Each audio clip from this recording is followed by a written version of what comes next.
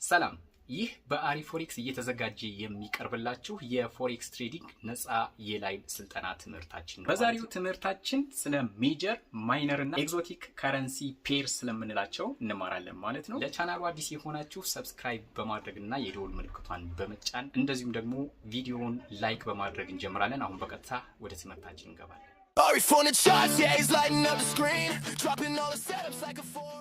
ባለፈው ትምህርታችን እንግዲህ ፎሬክስ ማርኬት እንዴት ይሰራል የሚለውን የፎሬክስ ማርኬትን ከሚያንቀሳቅሱ አካላት ጋር እንደዚሁም ደግሞ ከረንሲ ፕራይሶች በተለያዩ ፋንዳመንታልና ቴክኒካል ፎርሶች አማካኝነት እንደሚንቀሳቀስ አይተናል ማለት ነው። ዛሬ ደግሞ ሴክሽን 1 ላይ ኢንትሮዳክሽን ኤንድ ፋውንዴሽን ውስጥ ክፍል 3 ስለ ሜጀር ማይነር እና ኤግዞቲክ ከረንሲ ፔሮች ስለምንላቸው የምናይ ይሆናል ማለት ነው። የትኛውን ከረንሲ ትሬድ ባደርግ ተጠቃሚ ሆናለሁ ወይም ደግሞ ትርፋማ ሆናለሁ የሚለውን በዚህ ትምህርታችን የምናይ ይሆናል ማለት ነው። የተለያዩ ከረንሲዎች የተለያየ አይነት የእንቅስቃሴ ባህሪ ያላቸው ማለት ነው። አንዳንዶቹ ግልጽ በሆነ የማርኬት ስትራክቸር ሰርተው ሙቭ የሚያደርጉና ስሙዝ የሆነ እንቅስቃሴ ሲኖራቸው፣ አንዳንዶቹ ደግሞ ማጠብቁት አይነት ያልተለመደ እጅግ አደገኛ የሆነ ባህሪ አላቸው ማለት ነው። እነዚህ ደግሞ ለጀማሪ ትሬደሮች በጣም አደገኛ ይሆናሉ ማለት ነው። እንግዲህ በዛሬው ትምህርታችን ስለ ሜጀር ማይነር እና ኤግዞቲክ ከረንሲ ፔሮች ስለምንላቸው የምንማር ሲሆን በዚህም በተለይ ጀማሪ ትሬደሮች የትኛው ላይ ማተኮር አለባቸው የሚለውን በደንብ እንማራለን ማለት ነው። በዛሬ ትምህርታችን በጣም ትንሽ የሆነ ፌክ አውት እንደዚሁም ደግሞ ስፕሪዳቸው ደግሞ ትንሽ የሆኑ ማርኬቱ ላይ ስንገባ በቀላሉ ትሬድ ማድረግ የምንችላቸው እንደዚሁም ደግሞ በደንብ በግልጽ የሚታይ የማርኬት ስትራክቸር ያላቸውን ከረንሲ ፔሮችን ለመምረጥ ይሄ ትምህርት ወሳኝ ነው ማለት ነው ለእናንተ። ከረንሲ ፔር ምንድን ነው የሚለውን በመጀመሪያ በደንብ ማየት ያስፈልጋል። ፎሬክስ ምንጊዜም ትሬድ የሚደረገው በሁለት ከረንሲዎች መካከል የአንዱን ሀገር ከረንሲ ከሌላ ሀገር ከረንሲ እያወዳደርን እንደምንገዛ ባይና ሴል እንደምንል ይታወቃል።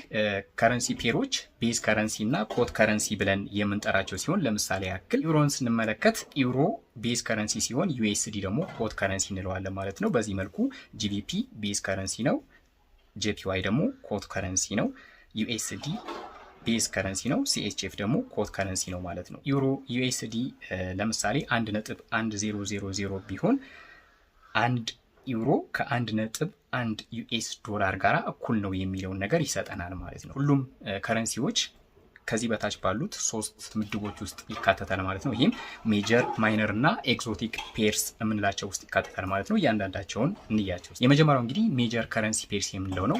ጀማሪዎች ትሬድ ቢያደርጉት የሚወደድ ነው ማለት ነው። ይህም እንግዲህ ሜጀር ከረንሲ ፔርስ የምንላቸው 7 የሚደርሱ የሜጀር ከረንሲ አይነቶች ሲሆኑ እነዚህ ሁሉም ከዩናይትድ ስቴትስ ዶላር ጋራ አንደኛው ፔራቸው የተጣመረ ነው ማለት ነው። እነዚህንም ለማየት ያክል የመጀመሪያው ዩኤስዲ ነው። እንግዲህ ዩኤስዲ ዘኪንግ ነው። ዘኪንግ ያልንበት ምክንያት ሁሉም ፔሮች ከዩኤስዲ ጋራ ሜጀር ከረንሲ ፔር ለመሆን ከዩኤስዲ ፔር ጋራ መጣመር ስላለባቸው ነው ማለት ነው። ዩናይትድ ስቴትስ ነው፣ ከረንሲው ዶላር ነው፣ ናይክኔሙ በክ ይባላል ማለት ነው። ዩሮን ስንመለከት የዩሮ ዞን ሜምበር ሀገር ከረንሲ መገበያያ ሲሆን ከረንሲው ዩሮ ይባላል። ናይክኔሙ ደግሞ ፋይበር የምንለው ሲሆን ፔሩን ስንመለከት ዩሮ ዩኤስዲ ሆኖ እናገኘዋለን ሜጀር ከረንሲ ላይ ማለት ነው። ጄፒዋይን ስንመለከት የጃፓን መገበያያ ሲሆን ስሙ የን ይባላል። ናይክኔሙ የን ነው። ፔሩን ስንመለከት ዩኤስዲ ጄፒዋይ ነው ማለት ነው። ሌላው ጂቢፒ ነው፣ የግሬት ብሪቴን መገበያያ ሲሆን ከረንሲው ፓውንድ ነው። ናይክኔሙ ደግሞ ኬብል የሚባል ሲሆን ፔሩ ደግሞ ጂቢፒ ዩኤስዲ እንለዋለን ማለት ነው። ሌላው ሲኤችኤፍ ነው፣ የስዊዘርላንድ መገበያያ ሲሆን ከረንሲው ፍራንክ ይባላል። ናይክኔሙ ደግሞ ስዊዚ ይባላል ማለት ነው። ፔሩ ዩኤስዲ ሲኤችኤፍ ነው። ሌላው ካድ ነው። ካድ እንግዲህ የካናዳ መገበያያ ሲሆን ከረንሲው ዶላር ነው፣ ካናዲያን ዶላር እንለዋለን። ናይክኔሙ ሎኒ ይባላል።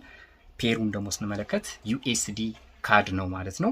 ሌላው ኤዩዲ ነው፣ የአውስትራሊያ መገበያያ ሲሆን ከረንሲው ዶላር ነው። ናይክኔሙ ደግሞ አውሲ ይባላል። ፔሩን ስንመለከት ኤዩዲ ዩኤስዲ ነው ማለት ነው።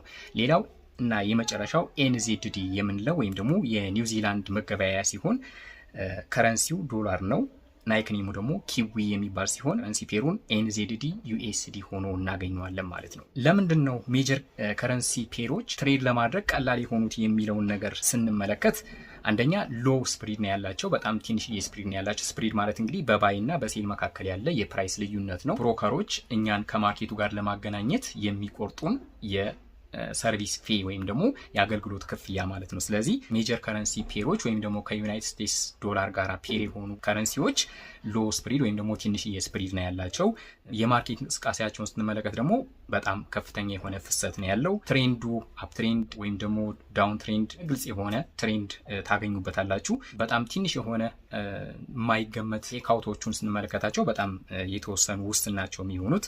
በዚህም ምክንያት የሜጀር ከረንሲዎች ለጀማሪዎች ትሬድ ቢያደርጉት ሴፍ የሆነ ወይም ደግሞ የሚመከር የከረንሲ አይነት ነው ማለት ነው። ጀማሪ ትሬደሮች ትሬድ ስትጀምሩ ስልጠናችንን ጨርሰን እነዚህ ሜጀር ከረንሲዎች ላይ ማተኮር ይኖርባችኋል ማለት ነው። ሁለተኛው ማይነር ከረንሲ ፔርስ የምንላቸው ወይም ደግሞ ክሮስ ፔርስ የምንላቸው ናቸው። ይህም እንግዲህ በቀላሉ ለመለየት ያክል ከዩናይትድ ስቴትስ ዶላር ጋራ ፔር ያልሆኑ ናቸው ማለት ነው። በዚህ ትለዩዋቸዋላችሁ ማለት ነው። ምሳሌ ስንመለከት ዩሮ ጂቢፒ፣ ጂቢፒ ጄፒዋይ፣ ዩሮ ጄፒዋይ፣ ኤዩዲ ጄፒዋይ፣ ሲኤችኤፍ ጄፒዋይ እና የመሳሰሉትን እናገኛለን ማለት ነው። ማይነር ከረንሲ ፔሮች ካራክተሪስቲካቸው ደግሞ ምንድን ነው? የምንለያቸው ባህሪያቸው በምንድን ነው የሚለውን ነገር ስንመለከት የተሻለ ቮላታይሊቲ ያላቸው ወይም ደግሞ የማርኬት እንቅስቃሴ ያላቸው፣ ሊኩዊዲቲ በቀላሉ ማግኘት የሚችሉበት ነው። ነገር ግን ደግሞ መጠንቀቅ ያለባችሁ ስፕሪዳቸው ከሜጀሮቹ አንጻር ስናየው ከፍተኛ የሆነ ስፕሪድ አላቸው ማለት ነው። ሴቱ በሚንቀሳቀስበት ሰዓት ላይ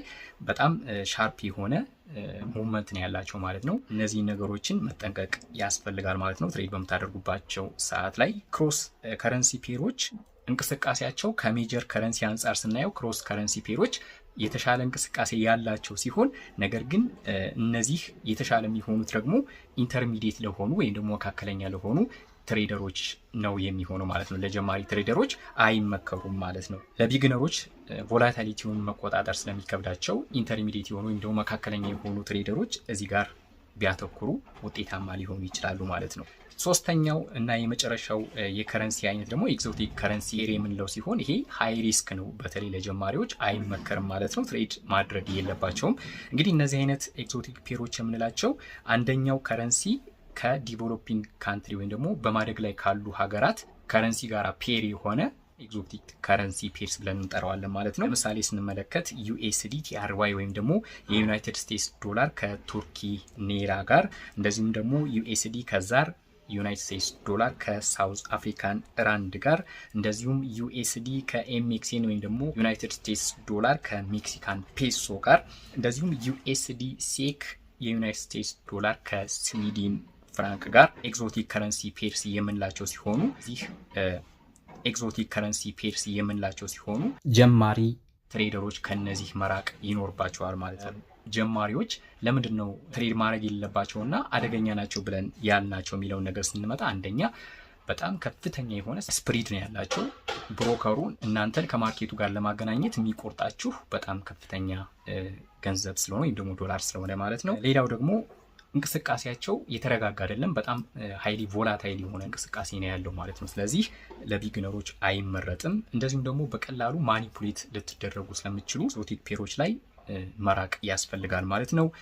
ኒውዝ በሚኖርበት ሰዓት ላይ ልትገምቱት የምችሉት አይደለም። የትኛውም ኒውዝ በሚኖርበት ሰዓት ላይ የሚያመጣው ተጽዕኖ ልትገምቱት የማችሉት አይነት ሁኔታ ስላለው ሎስ ልታደርጉ ስለምችሉ ኤግዞቲክ ፔሮች ላይ መሳተፍ የለባችሁም። ሌላው በጣም ዝቅተኛ የሆነ ሊኩዊዲቲ ነው ያላቸው የማርኬቱ ፍሰት። ስለዚህ በእነዚህ ምክንያቶች ኤግዞቲክ ፔሮች አይመከሩም ማለት ነው። በዚህም ምክንያት ጀማሪ ትሬደሮች እነዚህን ኤግዞቲክ ፔሮችን ትሬድ በሚያደርጉበት ሰዓት ላይ አካውንታቸውን ብሎ የሚያደርጉበት ወይም ደግሞ የሚያጡበት ምክንያቶች ከፍተኛ ነው ማለት ነው። ለዚህም ነው እንግዲህ ጀማሪ ትሬደሮች ከኤግዞቲክ ፔሮች መራቅ አለባቸው የምንለው ማለት ነው። እንዴት አድርገን ነው የተሻለ የምንላቸውን ከረንሲ ፔሮችን መምረጥ የምንችለው የሚለው ላይ ስንመጣ ሁሉም ፔሮች እንግዲህ ለኛ የትሬዲንግ ስታይል ትክክለኛ ይሆናሉ ማለት አይደለም። አንዳንድ ላይ ውጤታማ እንሆናለን፣ አንዳንዶቹ ላይ ደግሞ ውጤታማ ላንሆን እንችላለን ማለት ነው። ስለዚህ አንደኛ ለቢግነሮች ሜጀር ላይ ማተኮር ይኖርባቸዋል፣ ሜጀር ከረንሲዎች ላይ። እነዚህም ዩሮ ዩኤስዲ፣ ጂቢፒ ዩኤስዲ፣ ዩኤስዲ ጄፒዋይ፣ እንደዚሁም ደግሞ ያው በደንብ ባህሪውን ካወቃችሁ በኋላ ደግሞ ጎልድ ከዩናይትድ ስቴትስ ዶላር ጋራ መገበያየት ትችላላችሁ ማለት ነው። እነዚህን ሜጀር ከረንሲ ፔሮች ላይ ሶስቱ ላይ ብታተኩሩ የተሻለ ይሆናል ማለት ነው። እነዚህ ፔሮች የማርኬት ስትራክቸራቸው በቀላሉ ልትለዩት የምትችሉና ልትገምቱት የምትችሉት አይነት እንቅስቃሴ ስላላቸው ማለት ነው። ሁለተኛው ለዴይ ትሬዲንግ ላይ ትሬድ ለሚያደርጉ ደግሞ ሊኩዊዲቲ አክቲቭ የሆኑ ፔሮች እነዚህም ዩሮ ዩኤስዲ፣ ጂቢፒ ጄፒዋይ፣ ጂቢፒ ዩኤስዲ እና ዩሮ ጄፒዋይ ናቸው ማለት ነው። ዴይ ትሬደሮች ደግሞ እነዚህን አራቱ ፔሮች ላይ ቢያተኩሩ ሞር ውጤታማ ይሆናሉ ማለት ነው። አክቲቭ የሚሆኑበትና ሊኩዊዲቲ የሚወሰድበት ታይም የለንደን እና ኒውዮርክ ሴሽኖች ስለሆኑ በነዛ ሴሽኖች ላይ ዴይ ትሬደሮች እነዚህን ትሬድ ቢያደርጉ ውጤታማ ይሆናሉ ማለት ነው። ሌላውና ሶስተኛው ደግሞ ለስካልፒንግ ነው። ብዙ ሰዓት ማትቆዩበት ለደቂቃዎች ኢቭን ለሰከንዶች ሁሉ ልትቆዩ የሚችሉበት ሁኔታዎች ናቸው ያሉት ማለት ነው።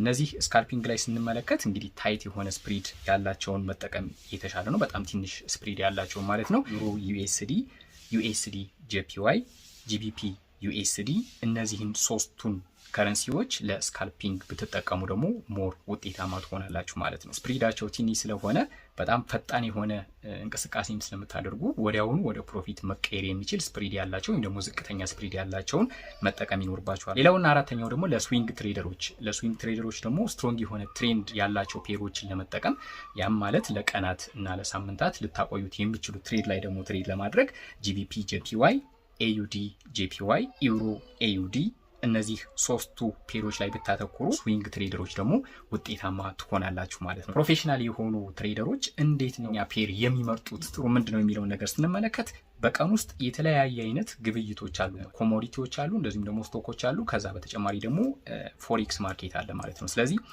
በቀን ውስጥ ያላቸውን አቬሬጅ ዴይሊ ትሬዲንግ ቮሊዩም ስንመለከት እዚህ ጋር እንደምትመለከቱት የለንደን ስቶክ ማርኬት 7.2 ቢሊዮን ነው በቀን ያለው ትራንዛክሽን። ቶኪዮ ስቶክ 18.9 ቢሊዮን ዶላር ነው የአቬሬጅ ቮሊዩሙ። የኒውዮርክ ስቶክን ስንመለከት 22.4 ቢሊዮን ዶላር ነው አማካኝ የትሬድ ቮሊዩሙ ማለት ነው። ግን እዚህ ጋር እንደምታዩት ፎሬክስ ማርኬትን ስንመለከት ተመልከቱ፣ እዚህ በቢሊዮን ያለው እዚህ ጋር ግን 6.6 ትሪሊዮን ዶላር በቀን ግብይት አለው ማለት ነው። ስለዚህ እነዚህን ላይ ያተኩራሉ ማለት ነው። እነማን? ፕሮፌሽናል ትሬደሮች ትሬድ ለማድረግ ማለት ነው። ትልቁና የቢግነሮች ስህተት የሚባል ከ10 እስከ 20 የሚደርሱ ፔሮችን ትሬድ ማድረጉ ውጤታማ ያደርጓችሁም ማለት ነው። ይሄ በጣም ትልቅ የጀማሪዎች ስህተት፣ የጀማሪዎች ብቻ ሳይሆን በነገራችን ላይ ኢንተርሚዲየት የሆኑ ትሬደሮችም ራሱ የሚሰሩት ስህተት ነው ማለት ነው። ስለዚህ ፕሮፌሽናል ትሬደሮች እንዴት ይመርጣሉ የሚለው ስንመለከት አንደኛ ከ2 እስከ 3 ፔሮችን ብቻ ነው ማስተር የሚያደርጉት። ሁለተኛው ቢሄቪየራቸውን እነዚህ ከ2 እስከ 3 ፔር ይመርጡና እነዛን ፔሮች ደግሞ ባህሪያቸውን እንቅስቃሴያቸውን ከየሴሽኑ አንጻር ከዴይሊ በተለያየ አይነት መልኩ ማለት ነው ባክ ቴስት ያደርጓቸዋል ማለት ነው። እንደዚሁም ደግሞ ኒውዝ በሚኖርበት ሰዓት ላይ እንዴት ነው ሪያክት የሚያደርጉት፣ ከኒውዝ ጋር ተያይዞ የተለያዩ ኒውዞች ምን አይነት ስትራክቸር ነው የሚሰሩት የሚሉትን ነገሮችን በደንብ ባክ ቴስት ያደርጋሉ ማለት ነው። ዛም ኮንሲስተንትሊ ወይም ደግሞ ያለማቋረጥ እነዚህን 2 ወይም ደግሞ 3 ፔሮችን ብቻ ትሬድ ያደርጋሉ ማለት ቀላሉ እነዚህን ማስተር ያደረጓቸውን ፔሮችን ትሬድ በሚያደርጉበት ጊዜ ትርፋማ ይሆናሉ ማለት ነው። እናንተም ጀማሪ ትሬደሮች በቀጣይ ማተኮር ያለባችሁ ከ2 እስከ 3 ፔሮችን ብቻ መርጣችሁ እነዛ ላይ ማተኮርና ባህሪያቸውን መረዳት ማስተር ማድረግ ያስፈልጋል ማለት ነው። ፕሮፌሽናል ትሬደሮች ለነሱም የሆናቸውን ከረንሲ ከሚመርጡበት ወሳኙ መንገድ ደግሞ ስንመለከተው 7 አይነት ሜጀር ከረንሲ ፔሮች አሉ ብለናል። ስለዚህ የእያንዳንዱ ከረንሲ ደግሞ እንቅስቃሴ ምን ያክል ቮሊዩም አለው የሚለው ሌላኛው የሚመርጡበት መንገድ ነው ማለት ነው። እንግዲህ ቅድም እንደነገርኳችሁ ከኮሞዲቲዎች ወደ ማን መጡ? ወደ ፎሬክስ። ከፎሬክስ ደግሞ ሲመጡ እዚህ ጋር በምታዩት መልኩ ሜጀር ከረንሲ ፔሮች ማርኬት ውስጥ ትልቁን ቮሊዩም የሚይዘው የትኛው ነው የሚለውን እዚህ ጋር በምታዩት መልኩ ማለት ነው ይመርጣሉ ማለት ነው። እዚህ ጋር እንደምትመለከቱት ዩሮ ዩኤስዲ ስንመለከት አለው 6.6 የዴይሊ አማካኝ ቮሊዩም ውስጥ 21.2%ን ዩሮ ዩኤስዲ የሚሸፍን ሲሆን ዩኤስዲ ጄፒዋይ 14.3፣ ጂቢፒ ዩኤስዲ 7.6፣ ዩኤስዲ ሲኤንዋይ 8.1፣ ዩኤስዲ ካድ 5.3፣ ዩኤስዲ ኤዩዲ 4.9 እና ዩኤስዲ ሲኤችኤፍ 4.9 በቀን ውስጥ ካለው 6.6 ትሪሊዮን ውስጥ ደግሞ የሚሸፍነው ማለት። ስለዚህ እነሱ የቱ ጋር ያተኩራሉ? እነዚህ ከፍተኛ ቮሊዩም ካላቸው ላይ እነ ዩሮ ዩኤስዲ፣ ዩኤስዲ ጄፒዋይ እና ምናልባት ጂቢፒ ዩኤስዲ ላይ ያተኩራሉ ማለት ነው። ሌላው ለጀማሪዎች ጥሩና ጥሩ ያልሆኑ የምንላቸው የከረንሲ ፔሮች የትኞቹ ናቸው የሚለውን ነገር ስንመለከት ጥሩ የሆኑት የትኛዎቹ ናቸው የሚለውን ስናይ ዩሮ ዩኤስዲ አለ። ዩሮ ዩኤስዲ የመረጥንበት ምክንያት ምንድነው? ግልጽ የሆነ የማርኬት ስትራክቸር ስለሚሰራና ስፕሪዱ በጣም ዝቅተኛ ስለሆነ። ጂቢፒ ዩኤስዲ ሁለተኛው ነው። ይሄም ለንደን ሴሽን ላይ አሪፍ የሆነ የማርኬት እንቅስቃሴ ስላለው ማለት ነው።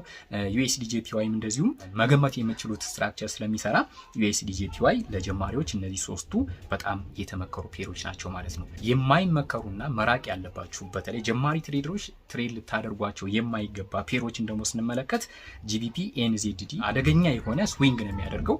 በእነዚህ ምክንያት ያው መራቅ ይኖርባችኋል ማለት ነው። ጂቢፒ ኤዩዲ ከፍተኛ የሆነ በጣም ፈጣን የሆነና ፍሰቱ አንዴ ወደ ባይ አንዴ ወደ ሴል የሚሆንበት ሁኔታዎች ስላሉ ይህም ከፍተኛ ጥንቃቄን ስለሚፈልግ ጀማሪ ትሬደሮች ትሬድ እንዲያደርጉት አይመከርም ማለት ነው። ሌላው USDTRY ኤግዞቲክ ፔር ነው፣ አይመከርም ማኒፑሌት ስለሚያደርጋችሁ፣ እንደዚሁም ደግሞ ከፍተኛ የሆነ ስፕሪድ ስላለው እነዚህን 3 ፔሮችን እና መሰል ቅድም እየተናገርኳቸው ኤግዞቲክ ፔሮች ላይ በጣም ብዙ አሉ። የቴሌግራም ቻናሌ ላይ አታች አድርጌላችኋለሁ ቤቢ ፒፕስ የሚለው ላይ እዛ ጋር ገብታችሁ መጽሐፉን ታገኙታላችሁ። መራቅ ያለባችሁን እዛ ጋር በደንብ ታገኟቸዋላችሁ። ሪፈር አድርጉት። በዛሬው ትምህርታችን የትኞቹ ላይ ማተኮር እንዳለባችሁና ስለ ሜጀር ማይነር እና ኤግዞቲክ ፔሮች ስለምንላቸው በደንብ ተረድታችኋል።